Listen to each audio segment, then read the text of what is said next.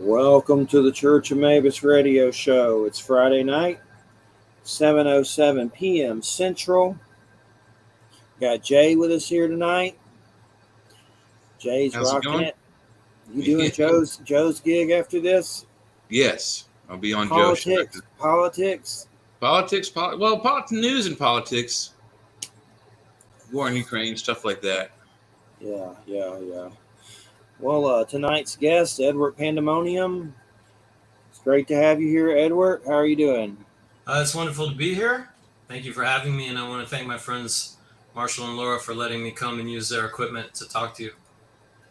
And then we got Brian Gerard. He's recommended you, so that's another dude to thank for me and you. He recommended you. Don Webb. Very good. Thank you, Brian. I think I know him through Don Webb and Stephen Flowers. I know he's asking for more Don Webb and Stephen Flowers on the show, so that's I got Don Webb coming, but Stephen Flowers, love the guy, but he hates technology. I swear, he just does not like any kind of tech. He's been on the show before, but I think just because of the StreamYard thing, he ain't coming on. So I don't know. It's just weird. I think he's Amish, but I'm not mad about it. This happens, but. Well, he's going to hate this conversation then as we get into talking about my book, The Agathon Engine, if you all read that during our preparation time. Yes, indeed. And I know you talk about waves. I had some Swedish author on about waves. Are you talking about like waves of energy and that cause consciousness expansion and things like that? No, the fourth wave concept comes from the book, The Third Wave by Alvin Toffler that came out in 1980. He talked about different sociocultural waves that have happened in history. Originally we had hunter-gatherer societies, and what he calls the first wave was settled agriculture and the development of city-states and things like that. And then the second wave was the Industrial Revolution, factories, and the third wave was computerization.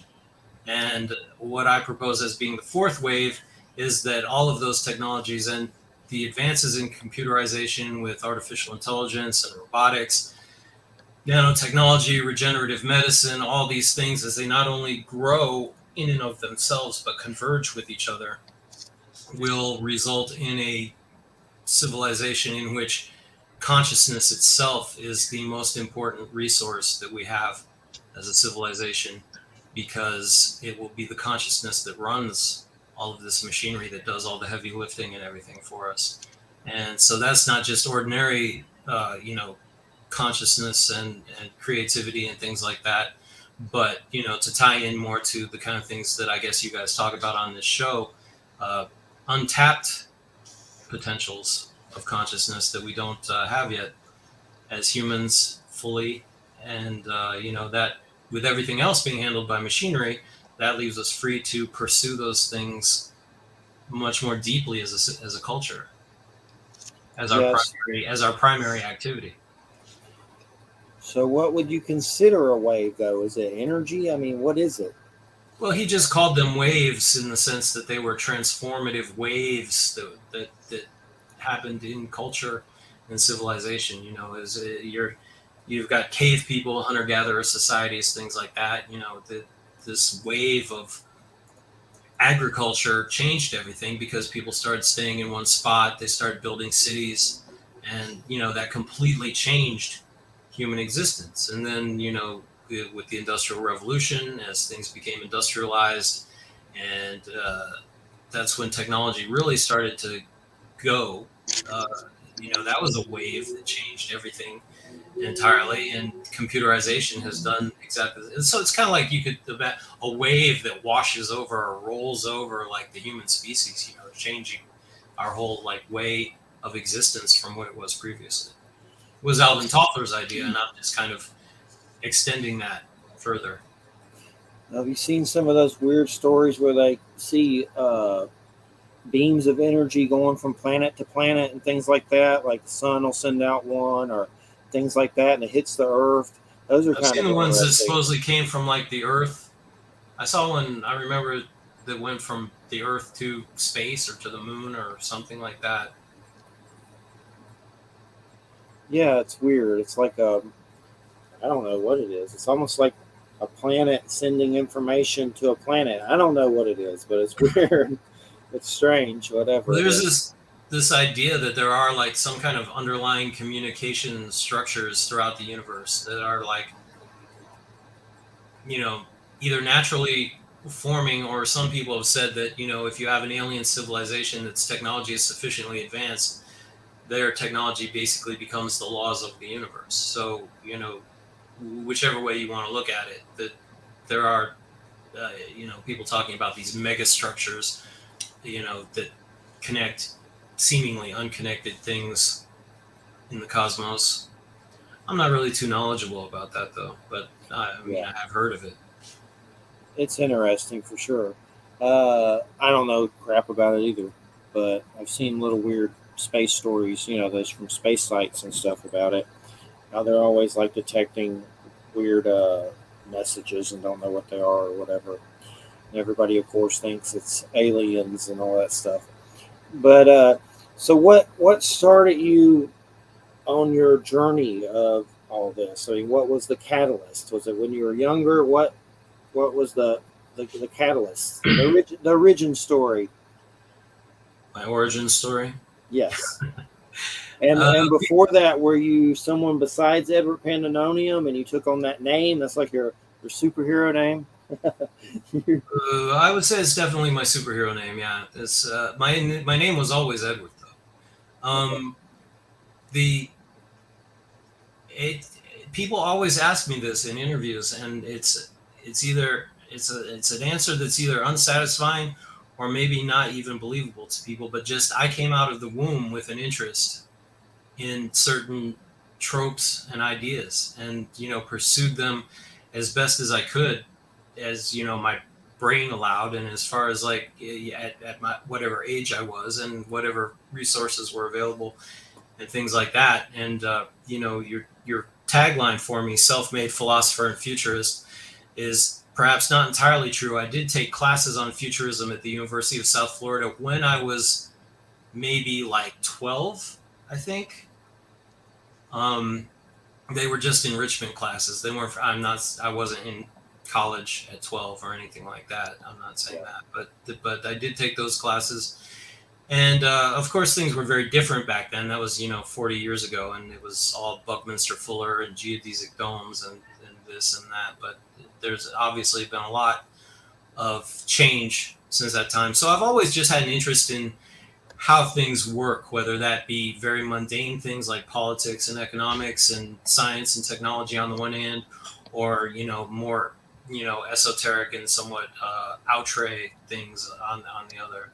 And I'm probably more known for that, but this work that I'm doing now with the material that was in the Agathon engine is what I'm really like pursuing publicly right now. What is the House of Life?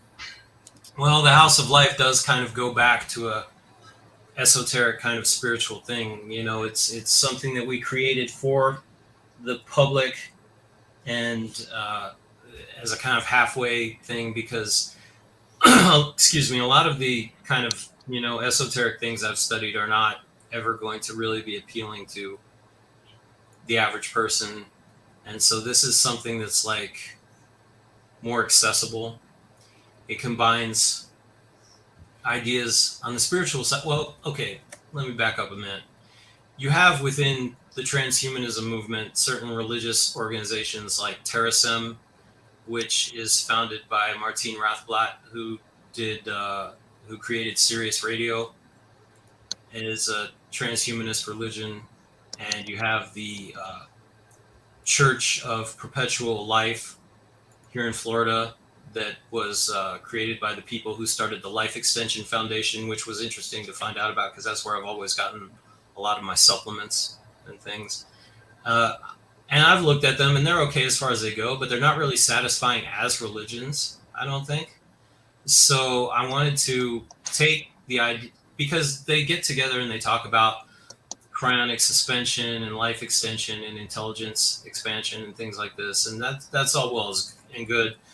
but I feel like there should be some kind of a spiritual development program for someone there, because I think that with the transformation that exists with an idea like transhumanism and so on, you can't really go into that with a human psychology. You have to transform yourself from within first before you can like take on those technologies, because if you do it with the same kind of limitations and defects that people have in ordinary life, I mean, it doesn't work out. So the idea behind the House of Life was that we would take all these ideas of transhumanist becoming and transformation, and we would combine them with a mental discipline and a a real spiritual basis like a religion. So there are things in it that are comparable to like the New Thought movement, for example, if you're familiar with that.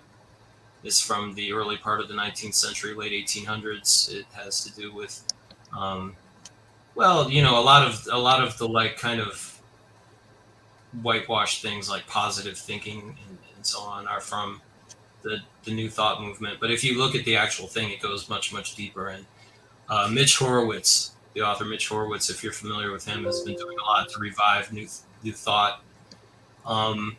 So there are aspects of it that are like that, and those are kind of married to more modern transhumanist ideas and create a sort of third thing through their synthesis.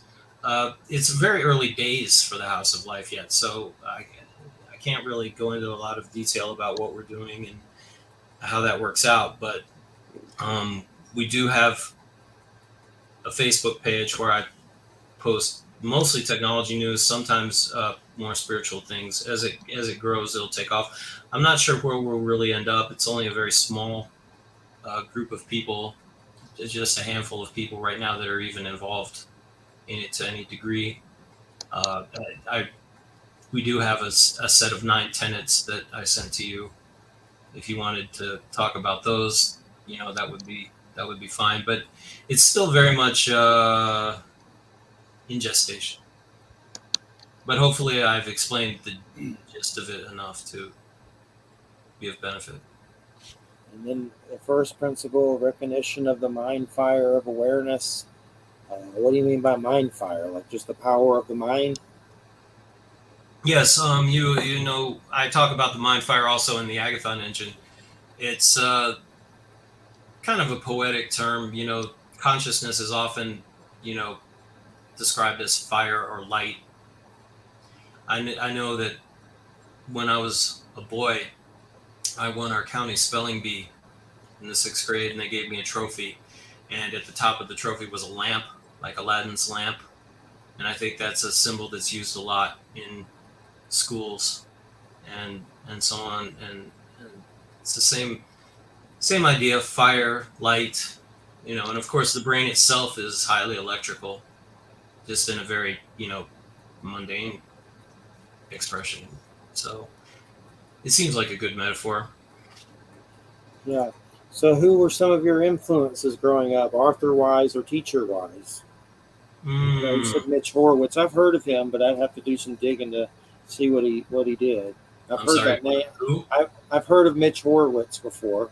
Yeah, well, no, Mitch, I only came across a few years back.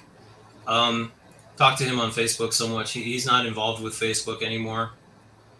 Some people got really mad at Facebook and left for their various crimes and sins of Zuckerberg, and others of us have stuck it out. But he's one who got fed up with Facebook, so I kind of lost any contact with him at that point. And oh gosh, I was influenced by so many people. I mean, gosh, there's so many people who, for this particular kind of work, who can I say that I was most influenced by? I'm not even entirely. Yeah. I'm not even entirely sure. There was so much. I mean, if you read the book, you saw me reference like so many different people and ideas and concepts. It all just kind of like gathered in my mind over the decades and stewed there and came out in a pattern. This is not a very satisfying answer. I understand, and I'm sorry, but Oh, it's fine. It's fine. no one person is kind of like jumping out at me right now. I can say that Peter Diamandis is somebody that everybody should be looking at. He's written a number of books. One is called Abundance, that talks about how like abundant and wealthy like the world will be through like these convergences of technology that we have in the future. Then he wrote another book called The Future is Faster Than You Think, that tells us how this is happening much more quickly than people might imagine that it would. He's fantastic. I highly recommend reading his blogs, signing up for his emails. He runs Singularity Hub at Singularity University. He founded the X Prize, which basically opened the door for private space travel. Fantastic guy. Virginia Postrel, or Postrel, I don't know how that's pronounced. I hope if she's listening, I pronounce it right. Wrote a book called The Future and Its Enemies, where she talks about dynamism versus stasis in terms of like political and economic thinking. Some people want to either have like a reversion to like the past, some kind of past ideal, or to kind of very heavily managed technocratic future. And she calls those stasists after stasis. And dynamism is much more free and open. I think her book is essential reading for anybody interested in the things that are going on now.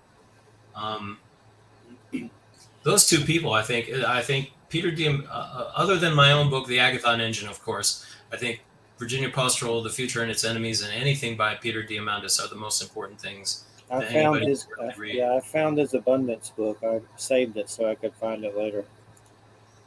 Looks like tinfoil, aluminum foil. It is shiny. Yes. Does he mean? Is it kind of like abundance, like you would think in like the self-help movement, like shamanism and stuff, like just abundance? Or No, is it it's more good? it's based on the idea that like technology will be so advanced that we'll be able to produce anything super cheaply. You know, Uh-oh. I don't know what happened to Jay, but I did see him bounce out. uh-oh, I see something in comments. Oh, that's somebody else. I was just making sure he didn't say anything.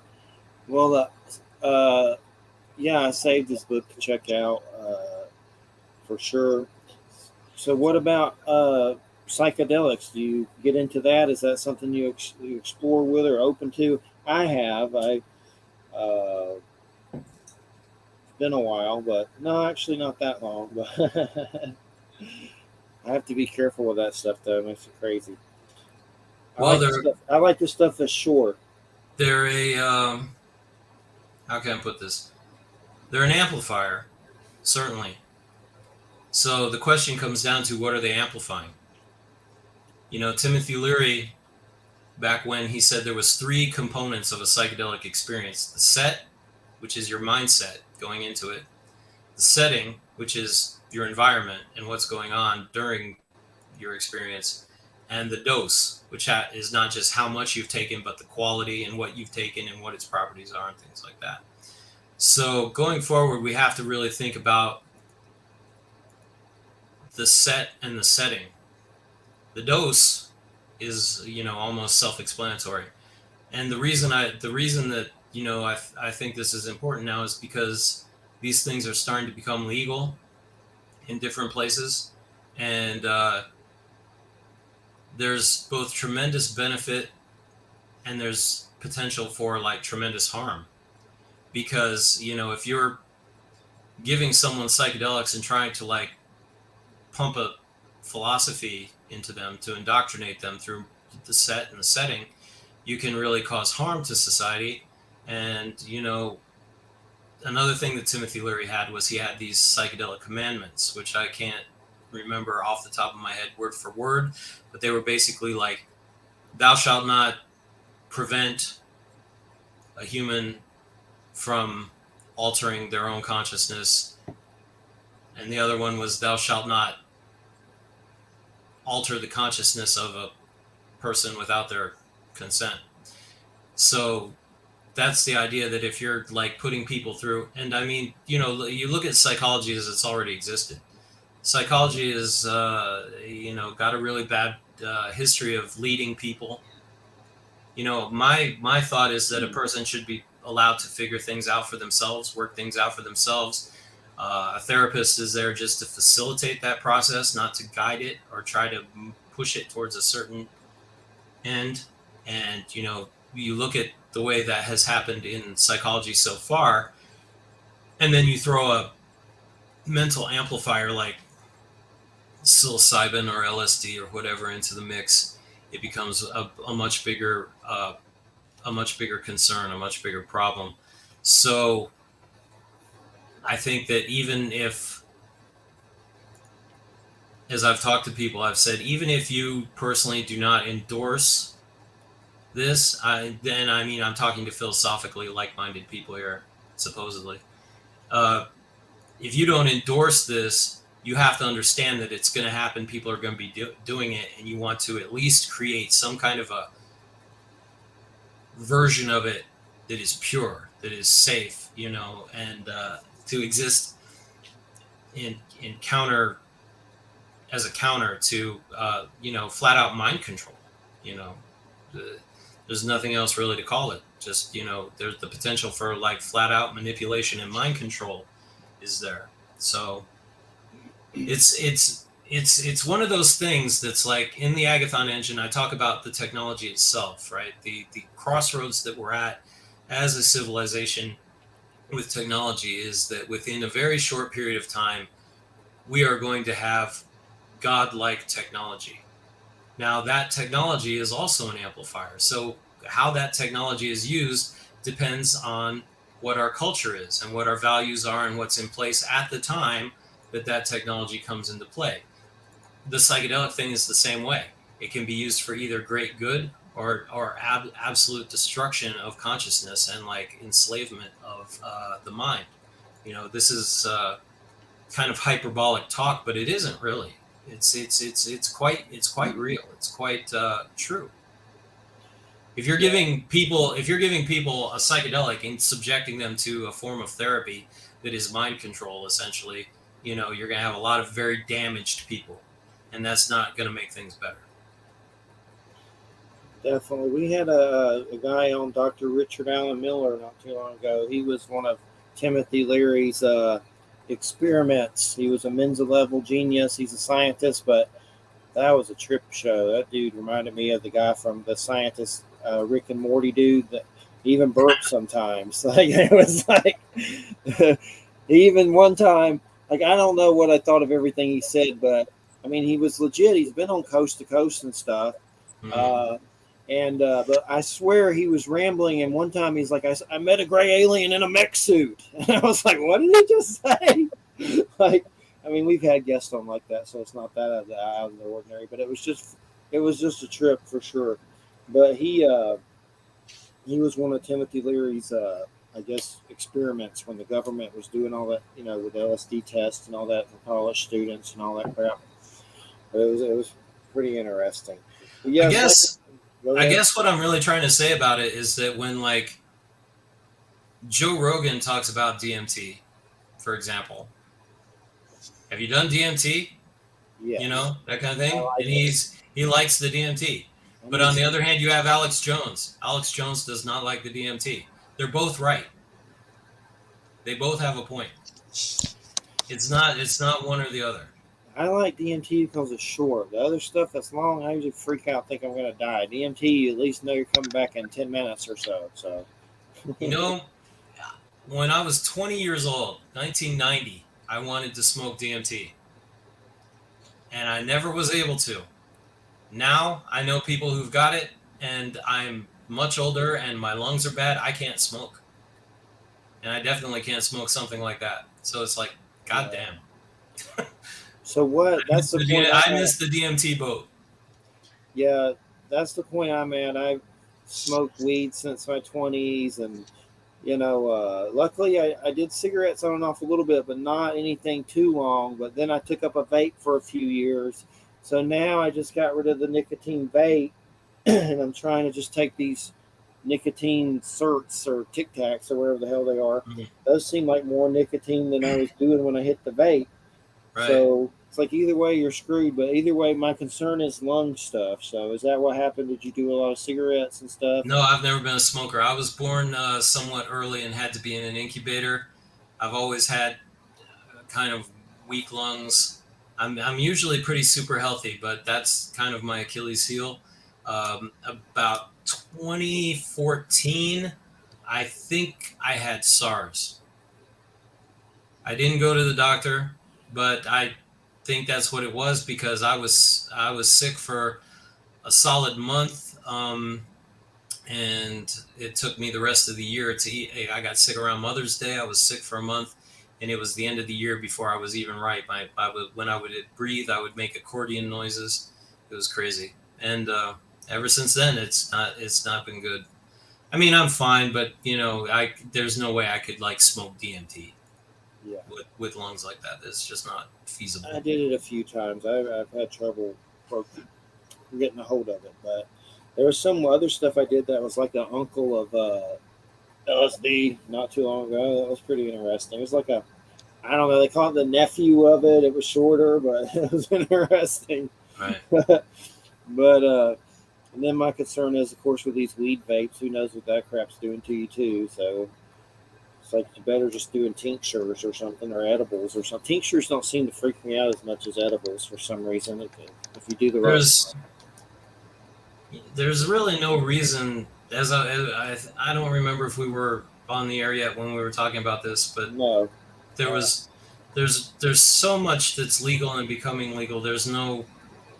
It's not even advised to trouble yourself with going through like the sublegal routes and everything like that. I mean, in a few years everything will be legal, and that's really my point with all this is it's going to happen anyway.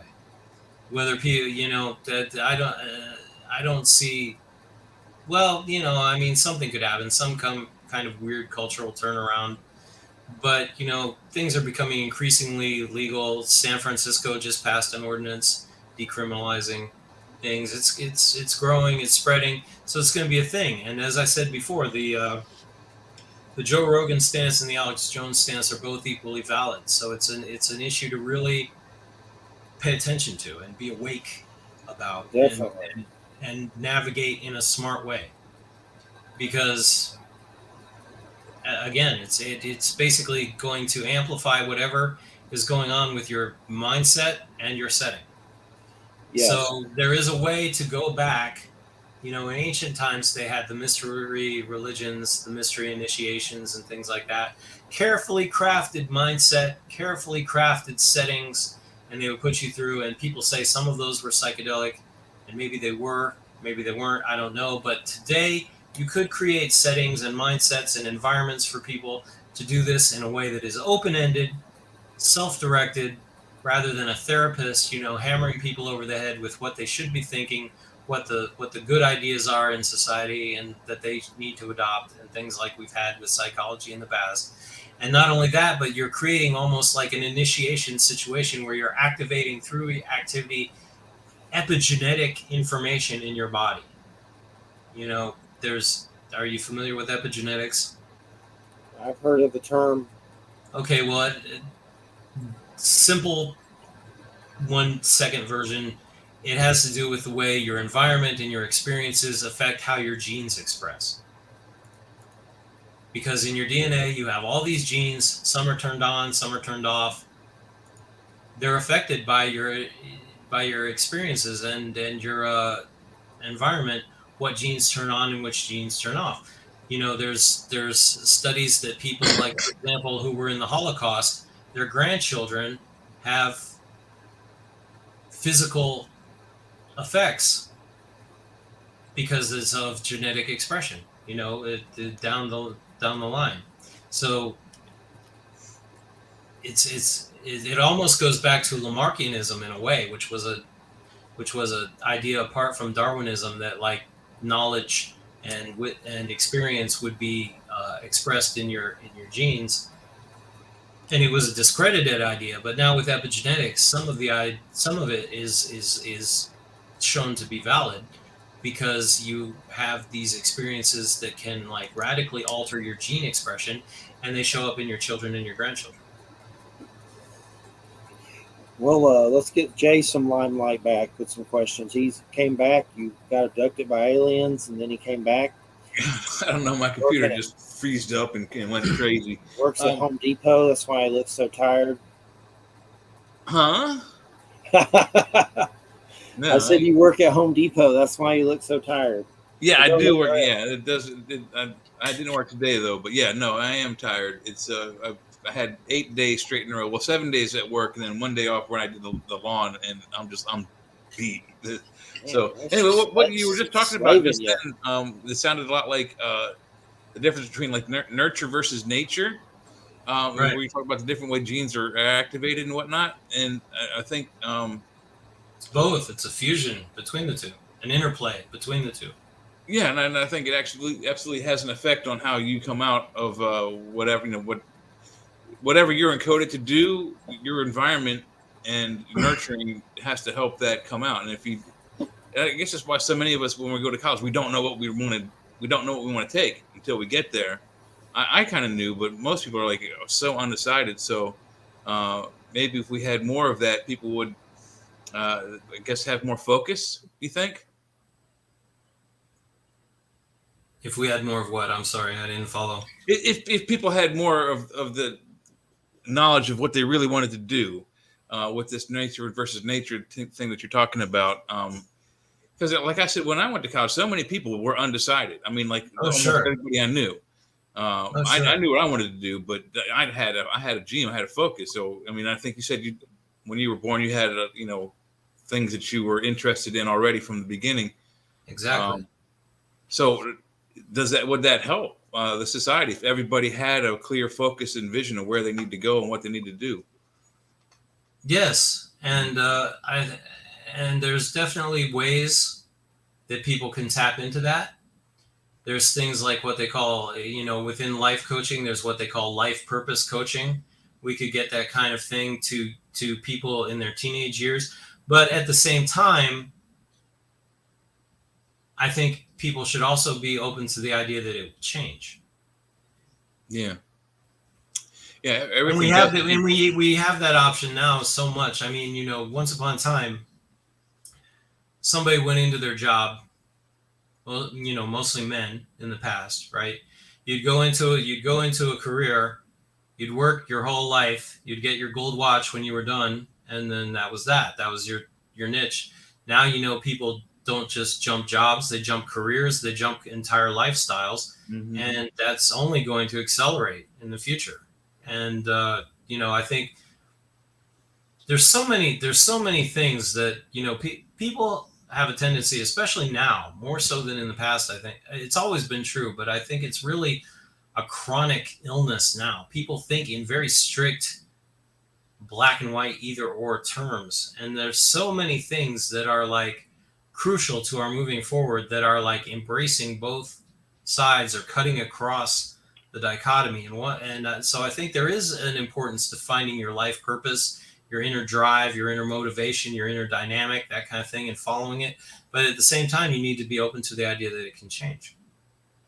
Yeah, absolutely. I mean, I went to college for one thing. I came out of college doing another thing. And then when I found a career, it turned out being yet another thing. So I went from wanting to do television production to working in restaurants as a bartender until I found that I liked what I was doing now. And now I work in hardware stores.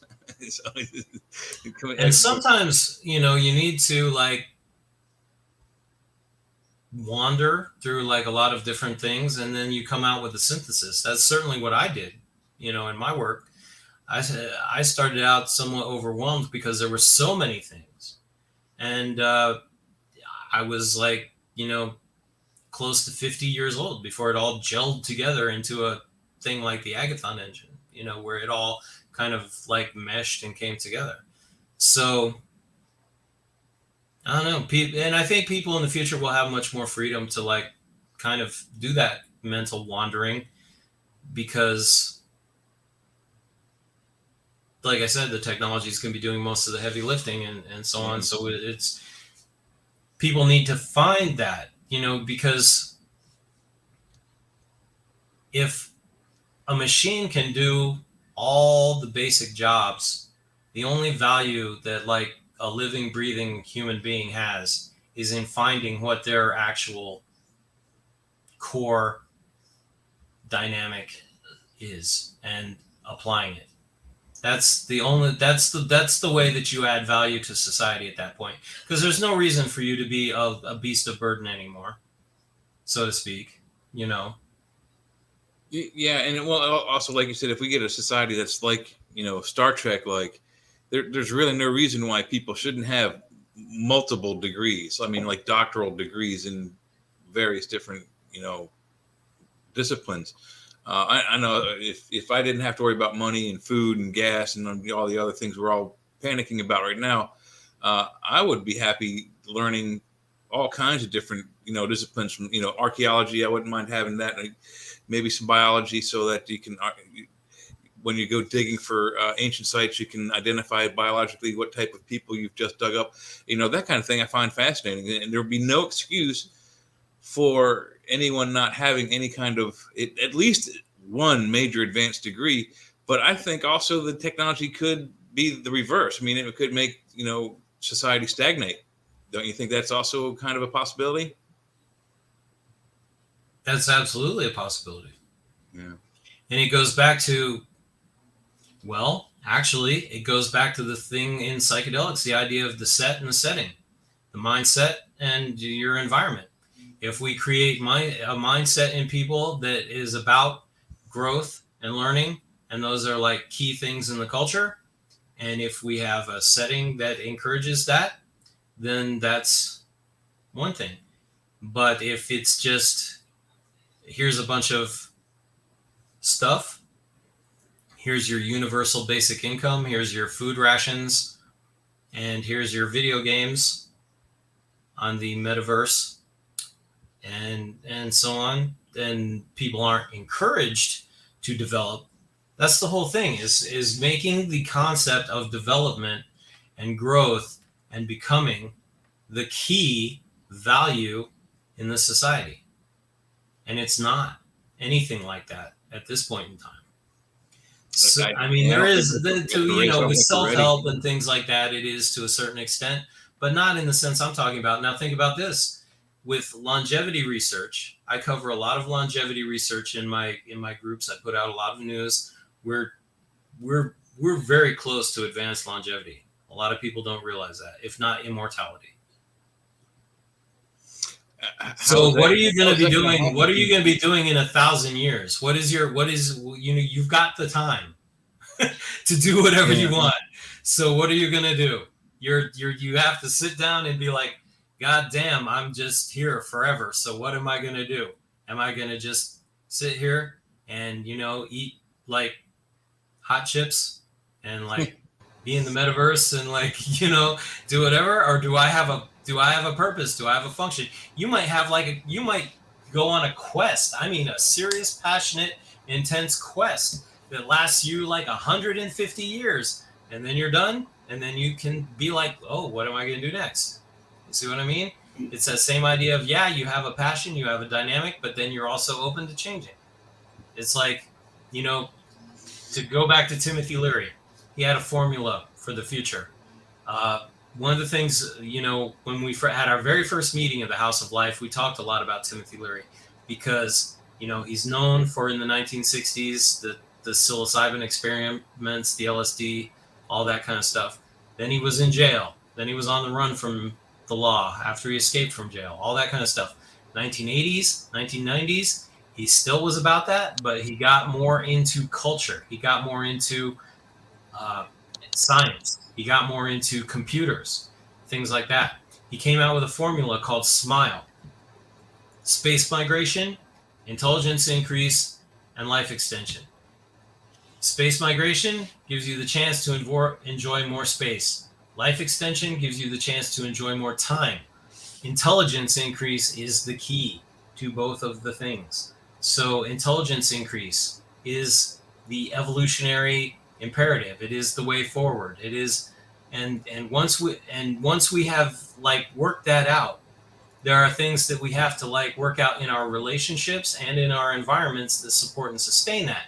Because coming from initiatory traditions, esoteric initiatory traditions, like I talked about, the work that you do on yourself is all well and good, but if it's not supported by your relationships and your environment, again, going back to setting, and it will alienate you, or it will just fall apart and you'll go back to sleep. So it's a context. It's a whole context. And that word context means woven together. And tell me about immortality, which is something you mentioned during this that I just found intriguing. Because I've often said that our science is closer to a cure for death than they are to a cure for like AIDS or even cancer.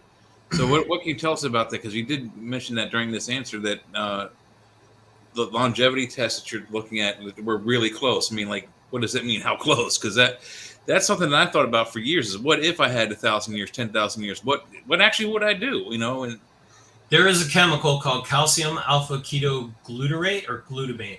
I always get it mixed up. But the initials are Ca for calcium, and then as a separate thing, AKG, alpha ketoglutarate or glutamate, that has been shown to reverse age. That exists now, and you can buy it. Wow. And this is like over-the-counter kind of a thing. Yes. It's a little costly, but it's not absurdly costly. What's it called? Calcium alpha ketoglutarate or glutamate. I'm sorry, I can't remember exactly which one it is. I have a question. I mentioned earlier I was drinking gin. Are you MODOK from Marvel Comics? I'm kidding. But if I was anybody from Marvel Comics, I think I would be Ensaba Nur. Who's that? Which one is that? I don't know. Apocalypse. Movie. What's the name again? The name Apocalypse. you said? Ensaba Nur. Okay. I was just on a. That's just between us and however many million viewers you guys have. I was just on a Jonah Hex comic spree, getting old Jonah Hex and stuff. They really screwed that up with that dumb movie, but I really like Jonah Hex. It's like a weird, funny, Eastwood kind of weird comic, like a western. It's a western, but I never read the comic. I saw the movie. I don't know how. It was horrible. I don't know what. I mean, it wasn't a good movie, but I don't know how well it reflected the comic. Not very well. But there's a guy called. Yeah. Go ahead. I'm sorry. What? Go ahead. Well, to go back to what you were saying with the chemicals, there's a guy called Dr. David Sinclair, who he's Scottish. He has a whole protocol of things you can take that will youthen you on a biochemical level. Not radically. I mean, this isn't like a film that you're going to take these pills and go to bed and wake up and your hair is back and you're 20 years old and stuff like that. But they have been shown to work, especially that one that I mentioned.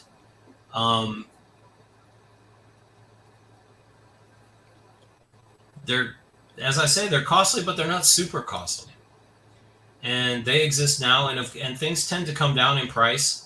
And, when this goes into that idea of with the acceleration of technology, when you can 3D print drugs, then they get like super cheap. Everything comes down in price eventually over time. That's the thing. And I don't know. We're pretty close. I have news all the time that like age has been reversed in mice, but the one I mentioned has been tested in humans and did show result. So yeah, we're there. Yeah. We're there. For the people, I know some of the people who follow like my private groups are listening. They see this news that I share every day, and a lot of it comes from Peter Diamandis, who I mentioned earlier. So if you sign up to his emails, you get this information all the time. And so it's like this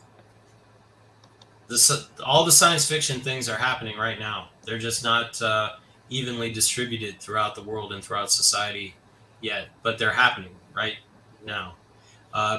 Peter Diamandis said that he expected more progress in this decade than in the previous century, which is a bold claim, but with the kind of news that I'm seeing, I don't feel that he's wrong. Now, of course, governments, with their wars and their restrictions and this and that, they can foul this up. But they're really the only thing that can foul it up. If it's left to its own devices, it's happening and will happen. I definitely saved that book. But one of the big reasons we do this show, just to give you some origins on it, is my Georgia. It's always just messing me up. It just pops in. That's why I have to do psychedelics. But anyway, when I was 17, Jay can tell my story. No, I'll tell it. I've told it so many times. 17, testicular cancer.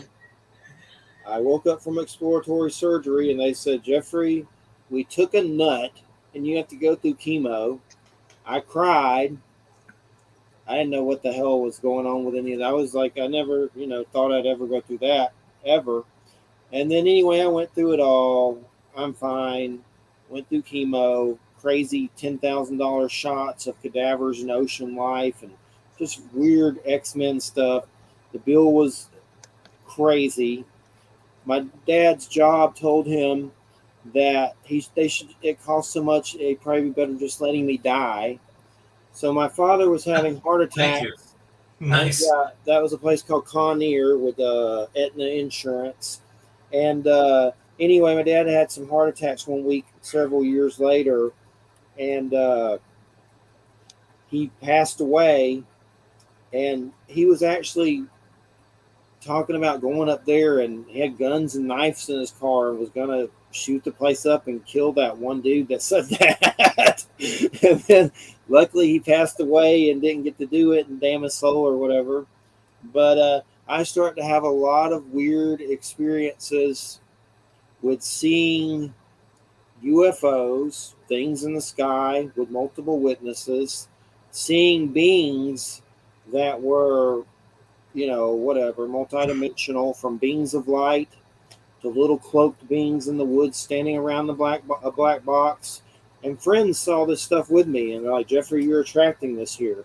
And I was also very stupid with the occult, like just reading anything on psychedelics, reading from, that supposedly fictitious, crazy Necronomicon Simon book, which we've had Peter Levin on, which has a connection with that.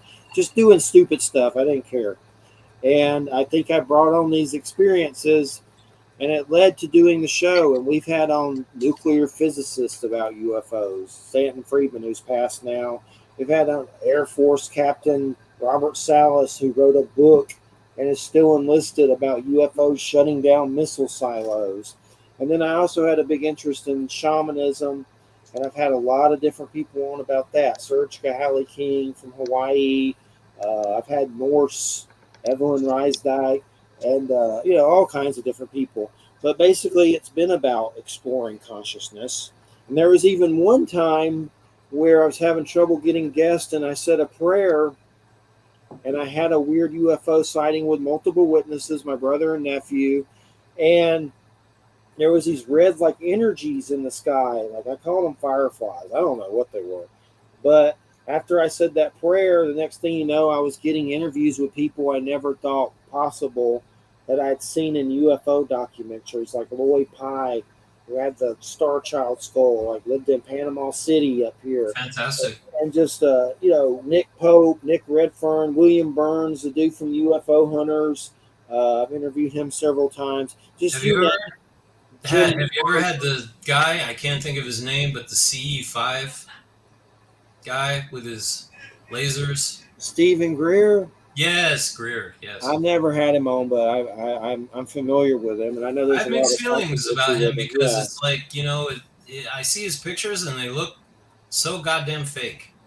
But like he's doing these events and people are seeing things and people are using, it's like in ghost hunting, the EVP thing.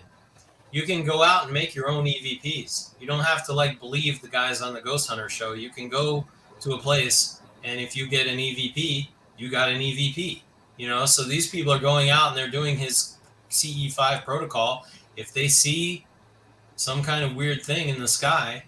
They saw a weird thing in the sky, regardless Yeah. of what they think of him as a person or anything like that. So, He has some interesting stuff, but he's a little too close to government stuff. It gives me the creeps, like he's an X Files kind of villain well, or something. he was backed by the Rockefeller family, and that's Yeah, all I'll say about that. I've had his best friend on, and Yeah. Steve Alton. He writes novels. Meg, a novel of deep terror. I'm looking at right now some shark book. I had to remember his name and everything, but I've never had Greer on though. But Mm. I don't know if I ever will. I don't know. I just haven't. So I had Jim Mars. That was awesome. He's passed now. He wrote Alien Agenda and also did that Oliver Stone JFK book that made that Oliver Stone movie. But Jim Mars is really cool. There's been so many, but basically it's been an exploration of consciousness, and that's what I think it's about. It's raising awareness and things like that. And the wave theory is definitely very very fascinating. And I've noticed with psychedelics, I've had weird like evolutionary experiences where you felt like a Neanderthal and went through like some weird stuff, like weird stuff. So I mean, there's definitely some evolution in that stuff, in the Like juice. in Altered States when he woke up in the zoo. Yeah, like weird. Definitely, I feel like a monkey. I remember me and some friends like we feel like monkeys or something. It was weird. We were drawing like hieroglyphics on the wall and stuff. With DMT, I actually saw weird symbols on the wall and went up to them. Was like, "Is that really there?" I was doing it by myself, a house in the wilderness, and there was strange writing on the wall, and I actually went up to it and was like, "What the?" Feeling it. So that's why I like DMT, but they need to put that in gummies or something. Hmm. DMT or ayahuasca and gummies.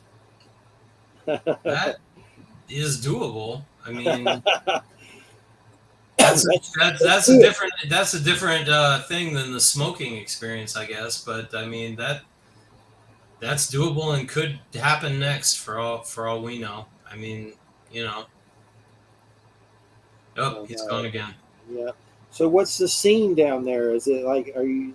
I mean, in a lot of your pictures, are you hanging out with like the golf scene, or is it a different scene? I mean, what is it? It seems like you're. Oh, right now I'm kind of a hermit, not entirely by choice, but just because like a lot of things happened over the course of the years. Things melted away. When I was young, Tampa had the biggest gothic and industrial music scene in the country, except for Chicago. And I live pretty close to Tampa, and I was an alternative music kid in the '80s, and we started going to clubs and things there. And I mean, that was a big deal, because back then that music scene wasn't just about music and the clothes you were wearing. There were like books and authors that you read. There was like all this stuff like tied in together. There was movies. It was like a whole culture. And that all kind of faded away. I mean, there are still a couple places you can go in Tampa for that kind of thing, but that all kind of faded out over the years. And then, we just had we were lucky here in Florida. We didn't have big lockdowns like some of the places did.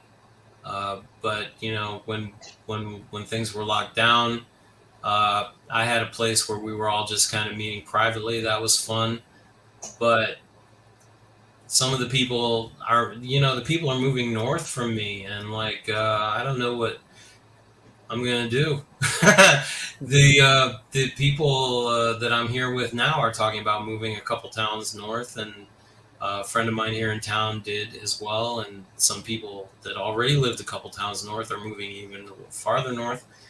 I guess I'll be forced to move north, but my thing with the town that I live in is my family were founders. They were here before it was even incorporated as a town, and we lived on the same land for 106 years, and it was kind of a thing, and it's all just kind of falling apart, and they're building like 4,000 home Yeah.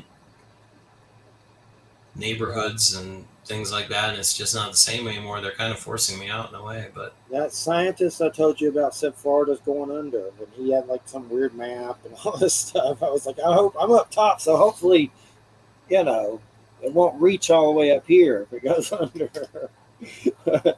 I actually run a group. I mean, I know you're up in the Panhandle, right? Yeah, I'm about Something like. Georgia, about 30 minutes from Dothan, Alabama.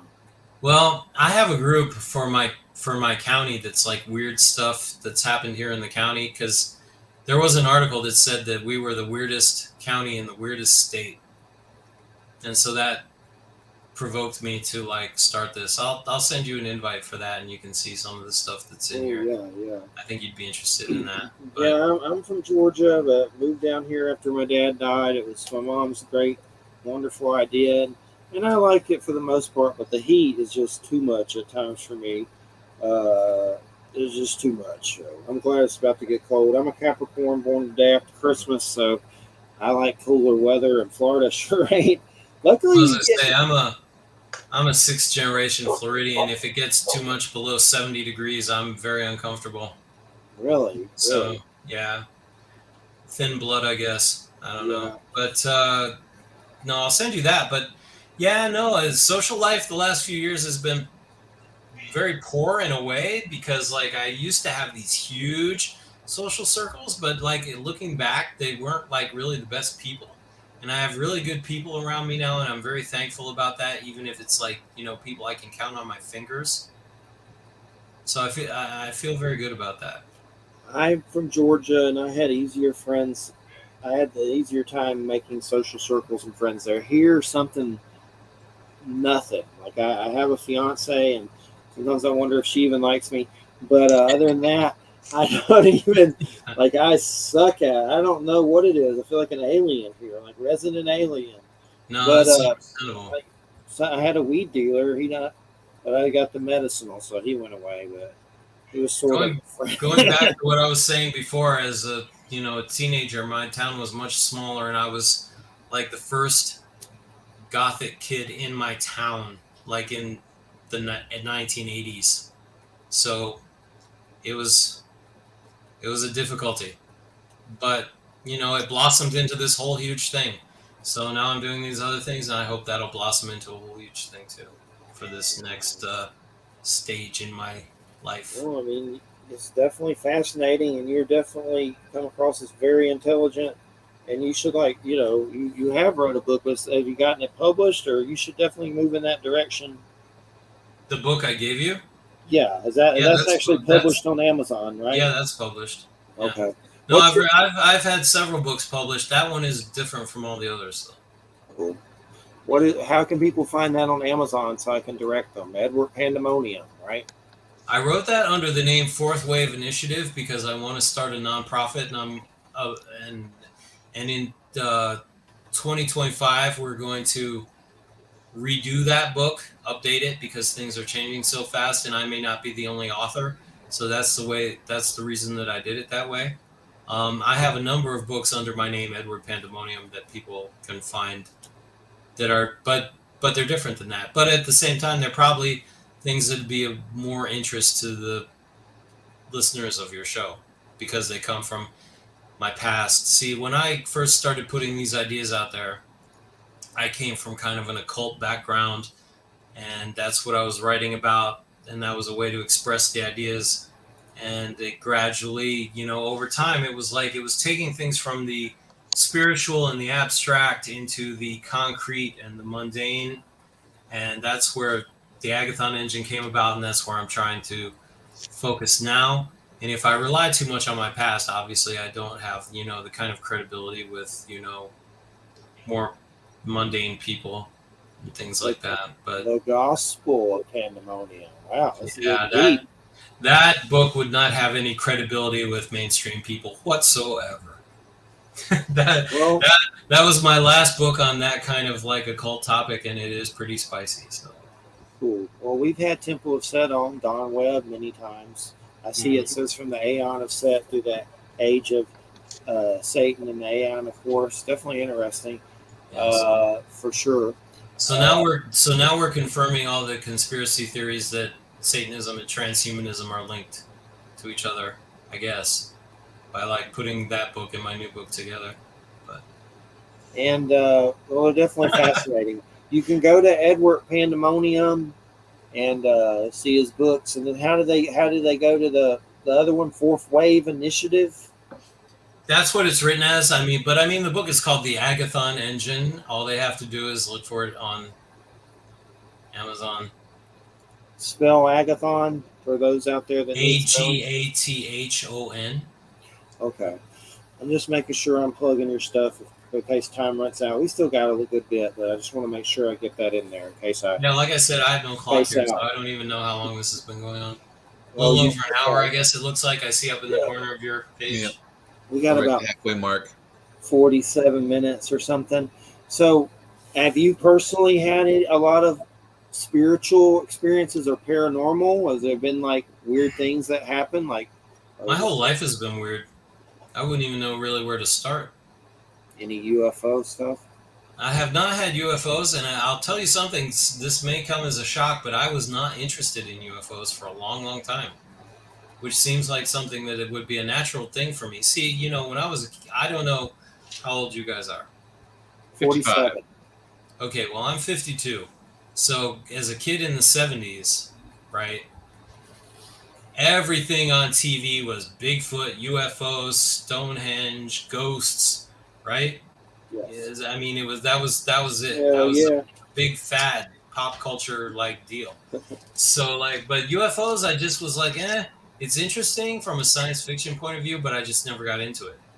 Then much more recently, I got into the idea that like UFOs are just kind of like the modern version of like the fairies and like other like paranormal things, and that there's a wider phenomenon that goes beyond the idea of like aliens and nuts and bolts spaceships and things like that. And I've become quite interested in that, and but that's fairly recent.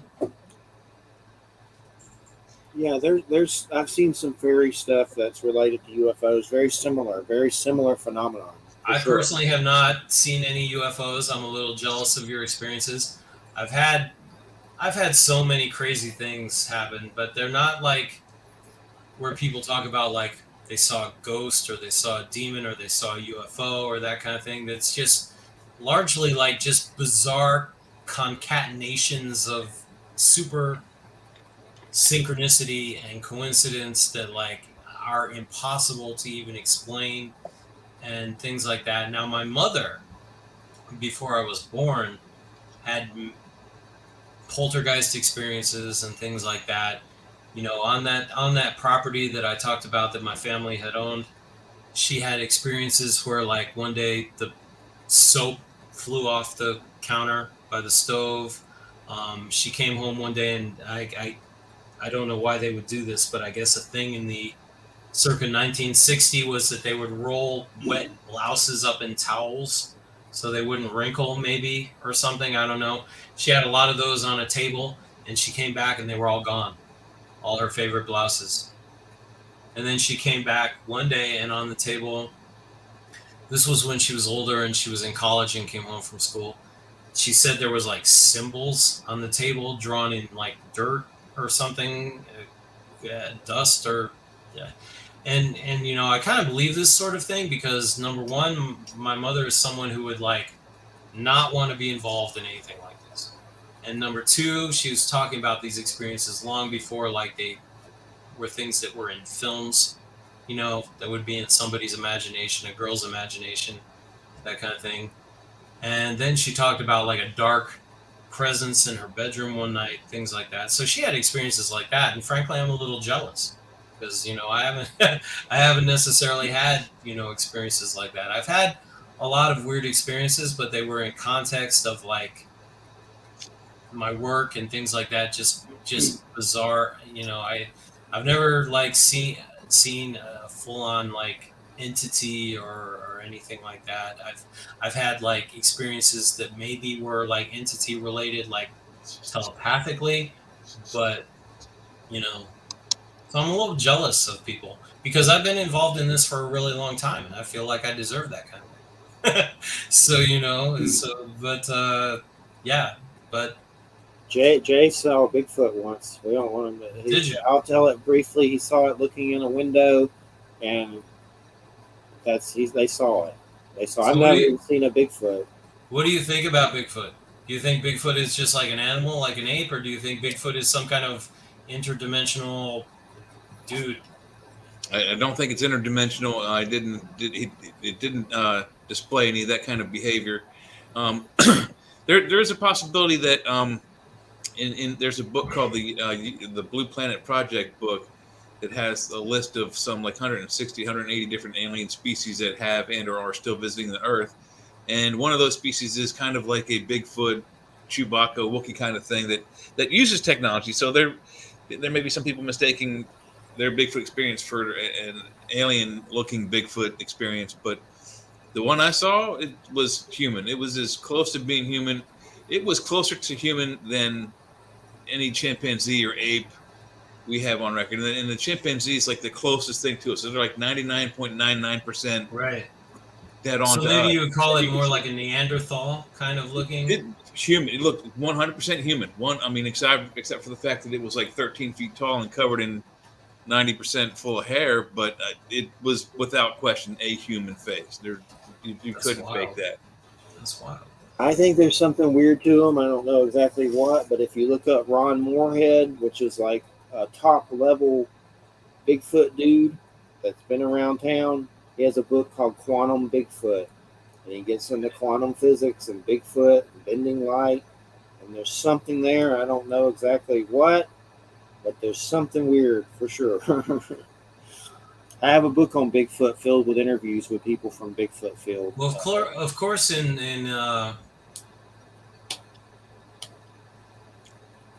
Florida, we have what they call the skunk ape. Yeah, same thing. And when I looked up a long time ago on the Bigfoot website, there were 2 sightings in a little place called Elfers. It's really so adjacent to the town that I live in that it might as well, be the town.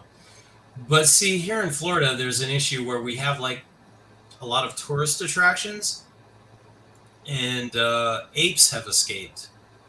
And there are like wild monkeys and wild apes in Florida now. And sometimes I feel like some of the things they're describing are that, because I mean, obviously, as I said, coming from like, being interested in this stuff as a child, I have a belief, that kind of thing. But I'm also like trying to discount like any kind of like mundane explanations. A lot of people don't understand like chimpanzees, for example. When they're older, their faces turn totally black. They're not like the chimpanzees that you see. They have the pale faces as children and stuff like that. So I mean, like a wild chimpanzee would obviously look like a Bigfoot to somebody, and we have that here. So you have to kind of take that thing into consideration. I don't know. It's like I say, I wasn't interested in it for a long time, but now it does interest me, because we obviously live on a very small, like we perceive a very small sliver of what's going on. I don't remember which Carlos Castaneda book it was, but Don Juan took Carlos Castaneda to a valley, and he had a table set up, with like, I don't know, dishes, teacups, whatever and stuff. And he was like, okay, Carlos, this little setup we have here is the reality that we normally perceive. And the real reality is this. And he held out his arms, and it was like the big wild valley, around them in the mountain and so on. That's real. That's true. That metaphor is not entirely a metaphor. That's the way it is. Definitely. I like Carlos. I'm always looking for those experiences, though. Have you ever seen that guy that's frozen stiffs, has a hearse ice cream truck in Tampa, sells ice cream out of a hearse? Yes, Frozen Stiffs. I've had him on. It was a good show. Oh, he was Tony was on your show. Yeah, sure was. Tony was one of my best friends in high school. He lived with me for a couple weeks when like he was fighting with his grandparents. Awesome. That's crazy. That gave me goosebumps. Yeah. I saw my fiance saw it and shared it, and then I said, I'm going to write this guy and get him on. It'd be weird. And I said I was the first Gothic person in my town, but he was a close second. Awesome. That's cool. I know he's into music and stuff. We talked about a lot of music and stuff like He that. moved. I haven't really been in contact with him in a long time. He moved to Atlanta for a long time, He came and I know back. it. Huh? Yeah, I'm pretty sure he came back. Yeah. Yeah. A lot of see. There used to be when I talked about the clubs in Tampa and so on. There used to be a club called Masquerade, and they opened one in Atlanta, and I've a been lot to of people. Atlanta. Yeah, a lot of people moved up to Atlanta. He did. He was one of them. He was there for a long time. He very recently came back. I have not been in contact with him except on Facebook since that time, and even that only a little bit. But yeah, we were quite tight when we were in high school. And as I say, there was a time period he was fighting with his grandparents, and he didn't have a place to be. So like he was at my house for a couple weeks, and then he went back to his grandparents. So I yeah, I know thought, him. I thought Masquerade shut down and they moved it or something happened to it. Up there. I used to hang out with Little Five We Points had all the time. we had a we had a thing last Halloween where like this theater downtown in Newport Richey that was built in silent movie times um, did the Rocky Horror Picture Show, which to me was huge. It's like I'm not as into the Rocky Horror Picture Show as I was as a teenager, but like just the fact that like that I used to go to Tampa in the 80s for the Rocky Horror Picture Show, and now it had come back to my town where I was given a hard time for going to the Rocky Horror Picture Show, that kind of thing. It was a big deal, so I went. I was very surprised he didn't come with his ice cream truck. That would have been the perfect venue for that. Yeah. But I don't know. So Tony, if you're listening, I don't know, man. If they do the Rocky Horror Picture Show again, you got to come. You gotta come because we used to go there, and you gotta bring your truck. So your Silent hearse. movies. All I right. love old silent movies. Nosferatu. I have this set of all these horror ones that are really good. This was originally a movie. This was originally a movie theater, and for a long time they've done plays. I think if they went back to doing like kind of like occasionally doing cult classic and like big name old movies, showing them, they would bring in money that would help support them. But I'm not in charge of that, so. Check this out. I went to a drive-in recently in Alabama, 30 minutes from me in Newton. Starlight Drive-In, but it was like this nice drive-in in the middle of the country, and it was like well taken care of. It just surprised me. It was like being in another planet, and you had to tune in with your radio to listen. It was a really cool experience. The movies weren't that great that I saw because they got rid of some of the ones I wanted to see, but I saw Bullet Train and Top Gun, the new Top Gun, which I don't really give a crap about Top Gun. It's like Dirty Dancing with airplanes, but we watched both of them. Bullet Train was okay. It was Brad Pitt, but wasn't the best movies, but it was a good, cool experience. I want to go there when there's some better movies for sure. But that was really cool. It just hadn't been a drive-in 30 years or more, forever. It was just a neat experience, nostalgia-wise. At a drive-in. Oh, there's one thing I want to tell, and then we'll get back into some of your subject matter. The other day, I had a weird paranormal experience. It's been a while since I've had one. I don't remember. I had a few weird things where something hit something and hit a bed, something hit the RV, and then a glass blew up. That's been, God, years ago. But this one, I was outside and it was twilight and the sun was going down. It's kind of pink. And I saw something floating around a dead tree. And it was not a bird. It was not a, I don't know what it was, but it looked like a little, maybe a bean. I don't know what the hell it was, but at first I thought it was because I had looked at the light in the porch and it made an effect like it does when it messes with your eyes. But then I adjusted everything to make sure. No, it was a weird little black thing just floating around the top of a dead tree, and it for some reason it made me think of those creepy little hooded beings I saw a long time ago. I don't know what it was. I don't think it wasn't a kite, wasn't a drone. It was weird, but I don't know what it was. But it was definitely made me say, God, I hope that's not one of those things you see and then you die later or something. Like I remember some meme on Facebook about owls that eat your heart from some native folklore or something. But there's one time I said, What is look it? up. The stikini? I just saw that the other day. I had never heard of that before. The What was stikini. it? Stikini or something Yeah, like that. Yeah. yeah. I was like, well, that's like the seminal version of the exact thing that was in Twin Peaks, but on the diametrically opposite end of the country Cool, because it was cool. owl spirits that fed Yeah. on people. I was like, fantastic. I saw the new Twin Peaks, and I always remember that little boy getting hit and the light beam coming out of him because I've seen light beams. So I like David Lynch knows he's got it. Like he saw like this light thing leave the little boy when he got hit by the car in Right. the new Twin Peaks. But then of course I always say Ron Howard's Cocoon 1 and 2. That's Opie tripped and found out the truth. There's The something guy, to the energy beings. the guy Mark Frost that is the co-creator of Twin Peaks is actually more the guy that's into a lot of esoteric stuff. He's into like theosophy and a lot of the background of the Twin Peaks mythology actually comes from him. Things that he brought in things from theosophy, he brought in things from Whitley Strieber with the owls and things like that. So he gets credit for that stuff more so than David Lynch. Not to take anything away from David, but That scientist Richard Allen Miller was based.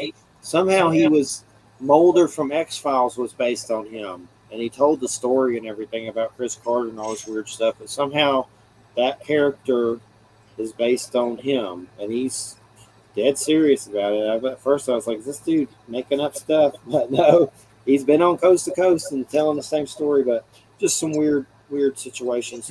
But Jay, anything you want to add? I know you're back. You haven't Yeah, talked. I did. I wanted to talk to you about the technology blooms. What is it that you mentioned in your book?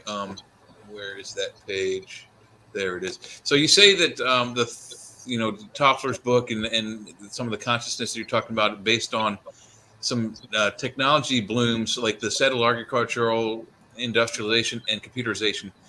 Do you think, or do you feel that any of the technological blooms, and there's actually more than three. I think three is a low number, but it seems to me that the technology blooms we've had are not natural. Like it's from some other location. You know what I mean? You know what I'm saying? well, in the traditions Aliens. I come from, consciousness is not natural. Man. I mean, it depends on how you define natural, but if you define natural as mechanical, as the things that just happen in the course of nature as a sort of cause and effect, the idea of like consciousness, volition, imagination, those kind of things can transcend and move against what is mechanical. So they are, by that definition, in that context, you could call them unnatural. And so, Yeah, I have to think that it's because it's been so exponential since you just go back to the turn of the century, to the last turn of the century, 1900s till now. I mean, in the 1900s, like 1901, we had no airplanes. 1905, we have airplanes. 1945, now we have jet airplanes. I mean, just the progression is so fast that it momentum. seems to be completely unnatural. That it's being somehow like it's being guided from some unseen hand. And I think that there's a good possibility that there's some extraterrestrial guidance and or some nuggets of technology being dropped down on us so that we can improve to their level for whatever reason that they want. Maybe, but I mean, have you ever had experiences in your life where, like, once you got the gist of something, it started to like exponentially expand? You got a momentum going, and it got faster and faster. It snowballed. If you were free to go with that, it rolls, it goes, it gets bigger and bigger on a kind of exponential way. I mean, once technology really got going, an exponential expansion was kind of inevitable. Mm-hmm. I think. I mean, I don't want to downplay this kind of external thing that you're saying, because But at the same time, what I said was that consciousness itself is an outside influence. And once consciousness becomes more conscious and like has the freedom to like work and do those kind of things, in the Middle Ages and what have you, there wasn't like a lot of this goes back to Virginia Pastoral and the Freedom in its or the Future and Its Enemies book. Mm-hmm. In the Middle Ages, everybody talks about the church, right? The church was a clamp on progress and things like that. But you had actually a number of clamps on progress. You had like the guilds, which were like, kind of like keeping technical skills from progressing and things like that. But once you got into the Industrial Revolution and you got into like economic freedom and political freedom and the Enlightenment being kind of like, at the same time as that, parallel to that, I can't think of the guy's name, but there's a TV show called Connections that I really recommend that shows how like these things happen. And once they get, once things get going, and if they're free to do so, they gain a natural momentum. It's like, things rolling downhill, they get faster and faster, or that kind of thing, as an example, as a metaphor. But as I say, consciousness, I feel, is unnatural in a way. And like, if we go back to what I said earlier about not being into UFOs and so on until I was presented with an idea of them being a larger idea than just nuts and bolts spaceships and things, consciousness plays into that. And it's like, there's a whole other world over there, somewhere, somehow, there's a world of consciousness, and there's a world of material expression, and things start in consciousness and they gain momentum, and if they don't have any kind of like resistance or block, then that momentum goes and goes and goes, and as it goes, it becomes exponentially faster, and these things happen. So I mean, that's not to go against the idea of what you're saying, but it's a larger context in which that occurs. Yeah, I tend to agree with you on almost all of that. The problem, I think, is that we may have both different philosophies. I just feel that the speed of the technology as it's speeding up, it's quickly outgrowing our emotional control and understanding of it. You know what I mean? It's like, it absolutely is. Almost to the point where we're too young to have what we now have. Yeah. And when you listen to this again, earlier we talked about the idea of like transforming human consciousness in a way to be able to cope and manage. That was, you may have been off the show at that time. I don't remember, but we did talk about it. Yeah, I must have been when my computer crashed. I don't know what happened, and all kinds of pages opened up. I couldn't hear anything. And all of a sudden, I'm like, all right, I've been. But that does go full circle to the fact when I said ordinary Joe Blow on the street cannot be like outfitted with like godlike technology because he has a lot of human shit in his mind and in his heart. There needs to be a transformation of the inner person that goes along with the transformation of the outer person, which is something that I addressed earlier. That's why like right now, I talked about this in the book, I'm working with people that are teachers, that are psychologists, things like that. Hopefully, I mean, we don't have a lot of time. I don't know how it's going to work out, but like, if we can get something going within this decade, it is a race, as I talked about in the book. No, you're absolutely right. You ever got into Jeffrey Mishlove, any? Is that name ring a bell? That's a good one. Jeffrey Mishlove. You know what's funny is Jeffrey Mishlove, I have a videotape of him interviewing Robert Anton Wilson that was given to me, that somebody had, and it got into my hands somehow. from like a long time ago. I mean, like the 80s or the early 90s. And it's a really weird, awkward video. And I didn't think much of Mishlove because of that interview. Because he's just saying stuff and he's laughing like inappropriately, and Robert Anton Wilson is just looking at him strangely and stuff. It's a really super awkward video. So I put him out of my mind for a long time, but I've watched stuff that he had recently to do with like his videos on like the PK Man and like that's Skinwalker weird. That Ranch PK and Man stuff like stuff's that. really weird. And I was like, well, you know, that guy, he's still here. He's doing good stuff. I was, you know. He's got a good book, Roots of Consciousness. I've interviewed him, but it's been so long, I don't even remember when. But that PK Man's pretty fascinating. That's a weird story. It really is, sure. Yeah. Like, I'd have to look it up again, but it's basically a dude that says he causes earthquakes or something. Like, it was weird. He could control storms and lightning and things like that. I have that book. From what I understand, I haven't. Mishlove wrote a book about the PK Man that I've meant to read, but I haven't gotten to it yet because I just have so much stuff that I have to read. Same here. I have it here somewhere. But that was the idea, and it was like apparently he was in. I did read the PK Man, and I can't think of his name. The PK Man, yeah, the guy's actual name. But he wrote a book on how to talk to aliens. It was like I mean, that was the title of it, like How to Talk to Aliens or something like that. I'll have to check and it I did out. read that, and like it was basically to imagine these two cricket or locust-like aliens and a visual, like a TV screen or a computer monitor or something, and there was a symbol with a lightning bolt and I found red it. disc that you were supposed to imagine and things like that. Telepathic interaction with these. He said, visualize these things and it will hook you up to telepathic interaction with the aliens and stuff like that. And I didn't really pursue it, but like,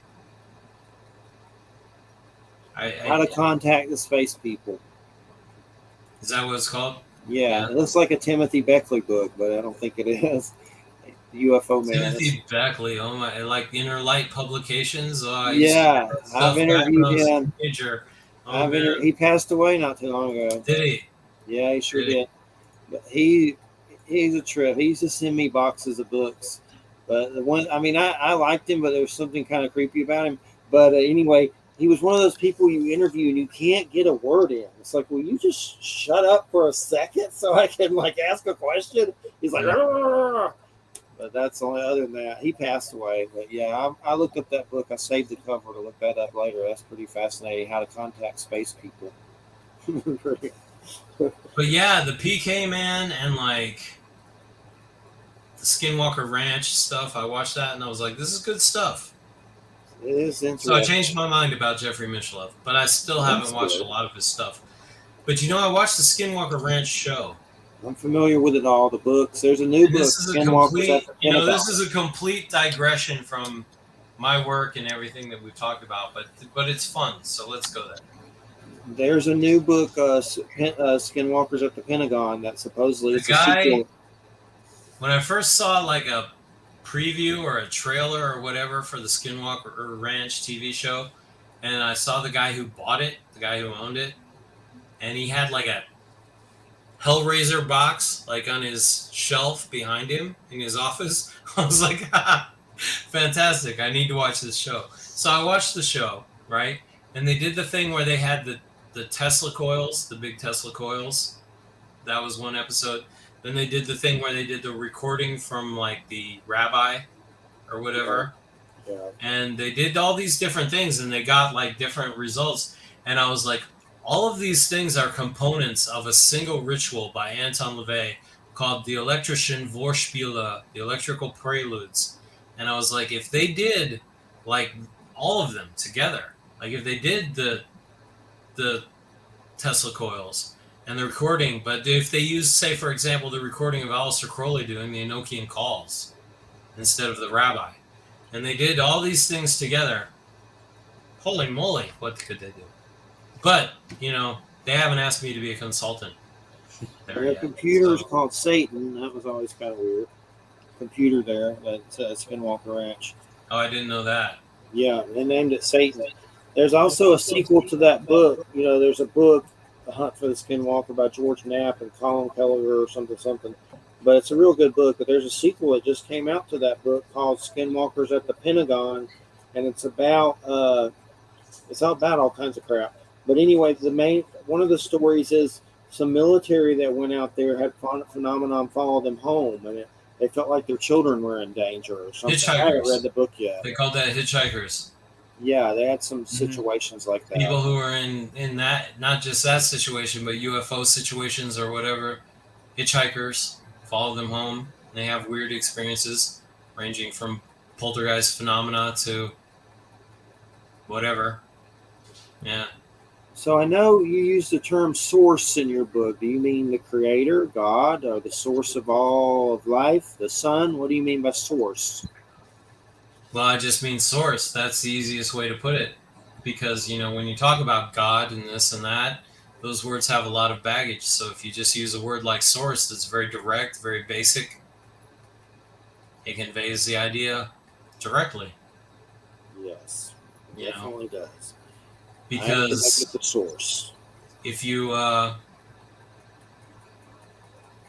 everybody has that source if they close their eyes and then they open their eyes and the world is back and, it's there, in the center of your head where you're perceiving everything from, to give some reference to my background. The source point, of everything. And for each individual, that's right there, the way I just described it. Where it is in the universe, or holographically, or anything like that, it ultimately comes down to the same thing. So, Yeah, and I think the sun is a manifestation of that source. So definitely, a metaphor, certainly, yeah, going back to Plato, talking about the sun as a symbol of the good, of the source, which goes back to what I wrote in the Agathon engine. I took the word Agathon from Greek mythology, not Greek philosophy. Um, the word means good, the good with a capital G, the ultimate good. And of course, you're familiar with Plato's cave, that idea. Plato, the idea you get out of the cave, you get into the sunlight. The sun is the symbol of the good, the metaphor for the good, the radiant source point, but not the sun, the literal sun. I mean, that's for the common people, right? In religion, sun worship and stuff like that. But esoterically, people understand it. The sun is, and in the Mithraic religion, the hypercosmic sun, you have Mithras and Sol meeting each other, shaking hands, having a meal together. Mithras is the hypercosmic sun, the sun that is not the solar sun, that is the central, philosophical, agathonic sun. I mean, I don't know. Maybe I'm like riffing in a place you guys are not following right now, but like I've had experiences with the sun that were extraordinary, where I can close my eyes and let the white light fill my body, and I've gone into a house and seen entities, and it's almost like the sun gives you some kind of gift of seeing it. I've been at a gym before, which I haven't been there in a long time, but I let the white light fill my body. I looked in the gym afterwards, and everybody had a pink orb over them. And I've had a scrying situation on a lake with the sun that was showing weird things. And I know we've had Micah Dank on, but I know there's a lot of old paintings where they show like Jesus, and then there's always the sun or those kind of pictures like Sure. that. So there's something to it. I think the sun's a big dude. the idea It's the dude. the idea that we have of a symbol today is that a symbol is kind of a fake or metaphoric representation of something, but a real symbol is like the thing, the actual thing, but then also a representation. So I mean, like, perhaps when you go to sleep tonight, imagine the sun. The sun is obviously a big deal.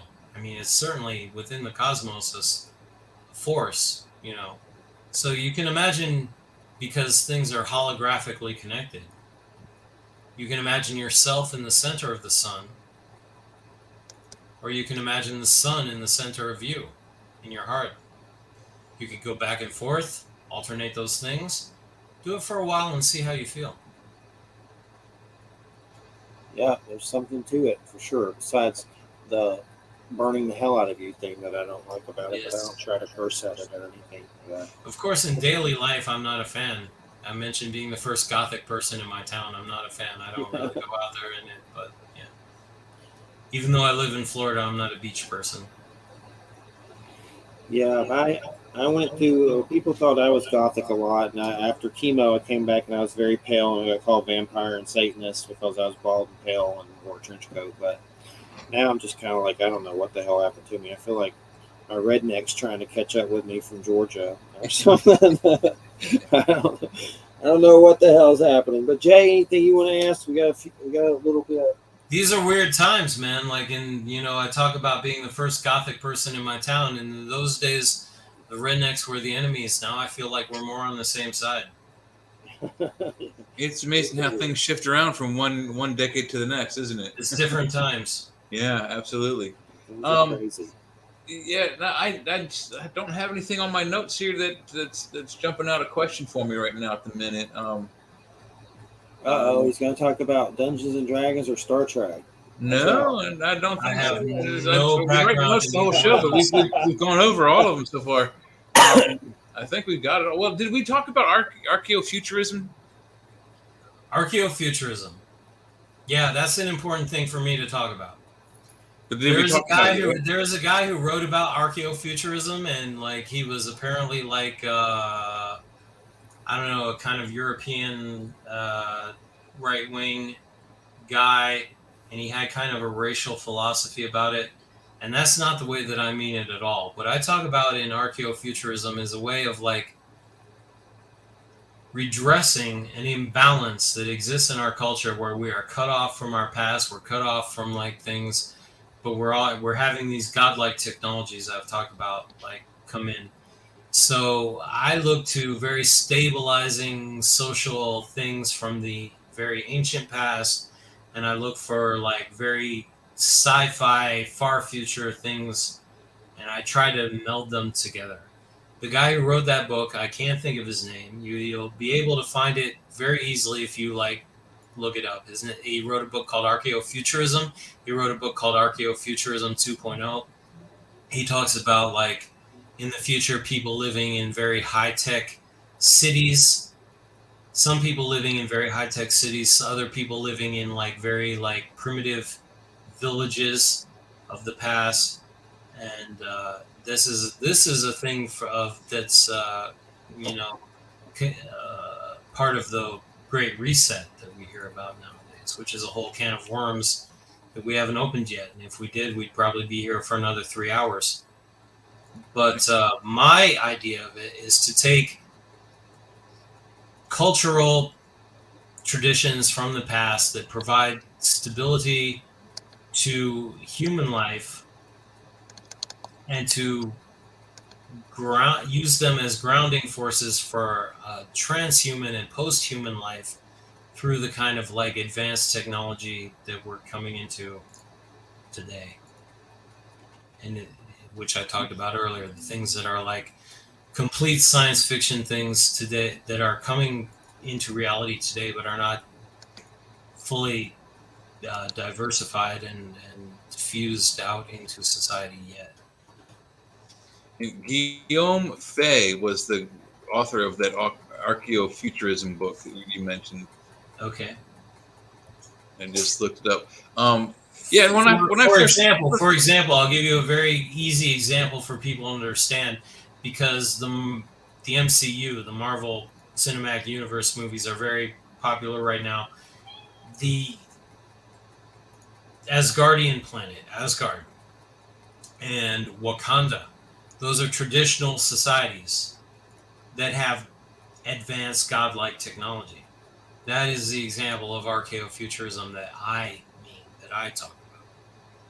Yeah, when I kind of read that in the pre-show notes, I kind of just pictured like an American Native American Indian with a big feather headdress and like the blaster rifle from Aliens, you know, the pulse rifles they had. It's kind of what vision went through my head. You know, it's like modern and future kind of blends together, like you say.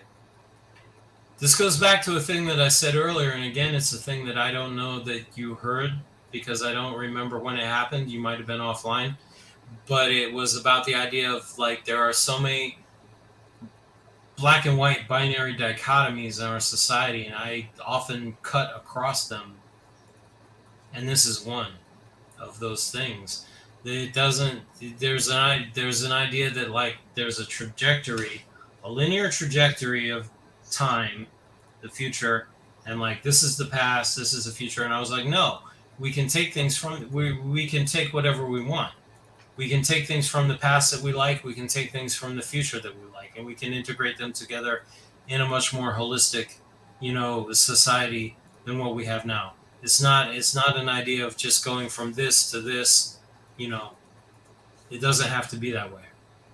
I would much prefer to like take, very stabilizing forces from the past, whether it be in my ancestry, either like Norse culture or Roman culture, and but with also the benefits, the best parts of that and the best parts of what we're coming into, because both have flaws Mm-hmm. and both have good parts, but as conscious beings, we can pick and choose. We're not on a train track.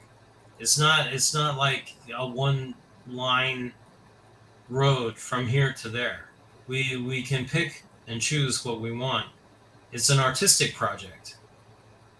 We can pick and choose what we want and collage it together the way that we want, and we need to do that because there are lessons from the past that are important, and there are things that are emerging now as far as like technology and like our future as a culture and as post-human beings and things that are important. They're not mutually exclusive. Yeah, no, I agree. And I was kind of, with that description, with that explanation a little bit further, I get more of a vision like, like Leave It to Beaver, that's like the innocence and the family of the 50s, what the connectivity of today, where, almost everything is instant. Like if something explodes in China, you hear about it over here within minutes.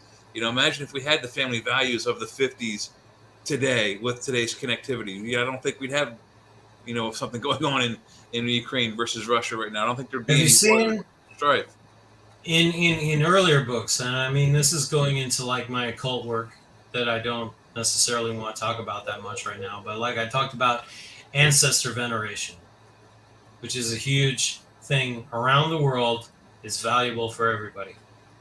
Obviously, there were things with our ancestors that we don't want, but ancestor veneration still has value. There's a meme that goes around on Facebook with the like fish that first walked on land, right? Yeah. And the person is like, "Oh, ancestor, give me your wisdom." And the fish thing is like, it says makes vague flopping noises, that kind of thing. And it's a joke, right? But I mean, but that fish can tell you some very basic things. It's like survive. The fish will tell you survive, breed, take care of support your group. Very, very basic things like that. Like it's not a lost thing. It doesn't have to be that way, and people have set it up that way. I talk about this in the Agathon engine. I say there are forces that would very much like us to be very isolated because we're easy to control when we're isolated, because we're dependent on the system. We're bought into the system. It's, this is obviously a corny thing to ever reference the Matrix, right? But going back to like, the scene from the Matrix, these people are all bought into the system. They're all potentially your enemy, right? Right. So, Yeah. People are all bought into the system. Don't be bought into the system. It doesn't have to be one way or the other. And that's so much the thinking right now. It's like if you go back to that fish, go back to that fish. He's a fish. Don't make fun of the fish, right? He's the fish got you here, right? The fish came from the ocean to the land. He got you here. So it's like, what does a fish guy say? Survive, get nutrition, breed, support your group, Right. right? Basic things. And look at all those things I just listed. How many of them are attacked today? How many of them are like, things that people don't care about or actively like dismiss? Mm-hmm. Well, hey guys, we got to start closing out here. It's been great having you on. We've enjoyed it. It's been some great conversation. Do you have anything? Can you tell people where to get your books at again? The book that I really want to promote right now is The Agathon Engine. People can look up Edward Pandemonium and find my other books, but the book I really want to promote right now is The Agathon Engine. That's called the World Building Primer for the 2020s, so it is time sensitive. It is very important. All right. Well, we appreciate it so much, Edward. It's been great having you on. I Some appreciate fascinating you having me, conversation. And especially since you came to me, out of nowhere. I didn't solicit you. Somebody put you on to me, so it was good. good for sure. And we'll get you on again sometime. We enjoyed it. And thanks to your friends for helping you out. And we appreciate it. Keep us in the loop. And I might have to private you about those immortality secrets sometime. Those things. I will hook you up. I feel like somebody beat the hell out of me lately.